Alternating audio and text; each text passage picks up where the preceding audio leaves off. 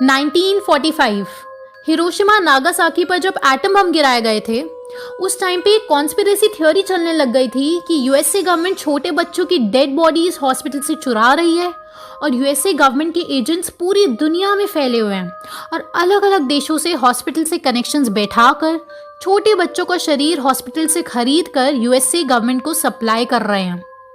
और उन पर ये एक्सपेरिमेंट करा जा रहा है कि इंसान का शरीर न्यूक्लियर बॉम्ब से निकलने वाली रेडिएशन से किस तरह प्रभावित होता है और क्या क्या बदलाव आते हैं। सुनने में कितना काल्पनिक लग रहा है, लेकिन दोस्तों ये प्रोजेक्ट सनशाइन और ये बातें 100% सच थी और आज पूरी दुनिया इस बात को जानती है।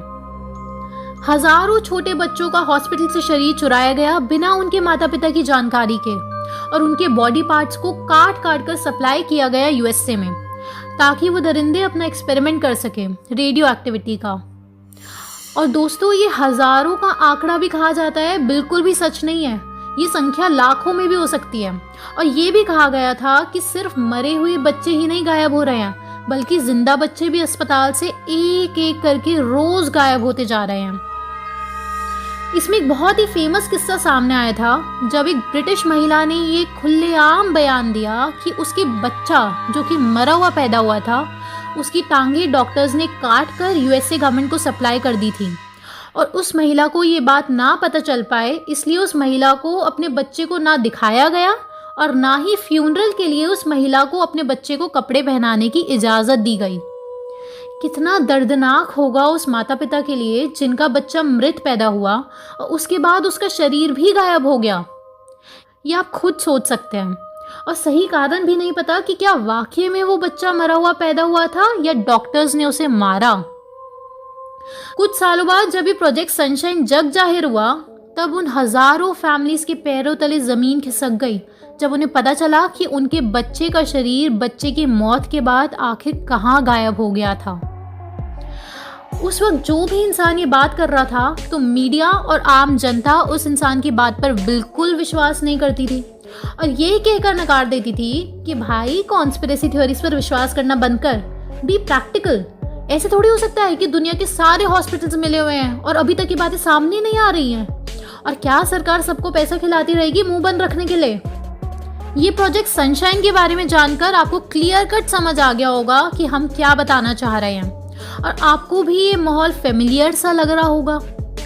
आज अगर कोई ये बात करता है कि ब्लैक का एजेंडा पॉपुलेशन कंट्रोल करने का है, कवर एक स्कैम है, तो लोग भी आपकी बातों को कॉन्स्पिरेसी थ्योरी समझेंगे और आपको ये सब सुनने को मिलेंगे कि भाई बी प्रैक्टिकल, दुनिया के सारे डॉक्टर्स क्या बेवकूफ़ है और तू बड़ा होशियार है। लेकिन आप उन मिट्टी के शेरों को कहना कि भाई थोड़ा इतिहास पढ़ें और अपनी बुद्धि थोड़ी विकसित करें, क्योंकि दोस्तों हो सकता है कि वो कभी बचपन में सीढ़ियों से गिरे हो और उनका इलाज पूरा ना हो पाया हो। दोस्तों ऐसी अनेकों थ्योरीज हैं जिन्हें लोग पहले कॉन्स्पिरेसी कह देते थे और बाद में वो सच निकलती थी। ऐसी ही एक और थ्योरी है माइंड कंट्रोल अल्ट्रा प्रोजेक्ट, जो हम अपनी नेक्स्ट वीडियो में एक्सप्लेन करेंगे। ब्लैक जो काले करतूत कर रहा है, इसके खिलाफ सबका जागना बहुत ज़रूरी है, वरना वो दिन दूर नहीं जब ये कहावत फिर से ट्रेंडिंग हो जाए, अब पछताए होत क्या जब चिड़िया चुग गई खेत। दोस्तों हम ब्लैक के काले मंसूबों को पूरा नहीं होने देंगे, इसलिए आप ये पिटीशन आई सपोर्ट आयुर्वेदा ज़रूर साइन करें। इसका लिंक डिस्क्रिप्शन बॉक्स में दे दिया गया है ताकि हमारे पास सबूत हो कि हाँ, जिन जिन लोगों ने पिटीशन साइन करी है वो चाहते हैं कि इस देश में एलोपैथी की जगह ले ले आयुर्वेद। और दोस्तों हम सबको एक कसम खानी होगी कि अगर सरकार आयुर्वेद को प्रमोट नहीं करेगी तो हम दो चीज़ें ज़रूर करेंगे।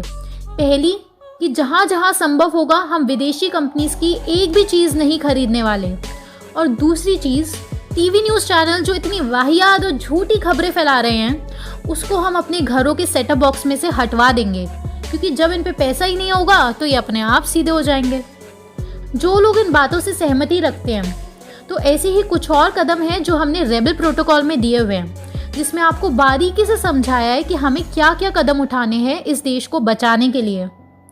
लिंक आपको डिस्क्रिप्शन में मिल जाएगा। बोल बोल के कुछ नहीं होने वाला, अब काम करना शुरू भी करो।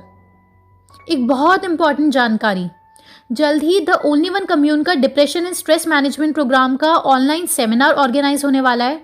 आप या आपका कोई भी चाहने वाला ध्यान के माध्यम से अपना स्ट्रेस या डिप्रेशन से रिकवर होना चाहता है तो आप ये सेमिनार ज़रूर अटेंड करें। ज्वाइन करने के लिए व्हाट्सएप नंबर और ईमेल आईडी आपकी स्क्रीन पर है। तो जल्द मिलते हैं अगली वीडियो में। तब तक आप इस टॉपिक पर अपनी जानकारी बढ़ाएं। धन्यवाद।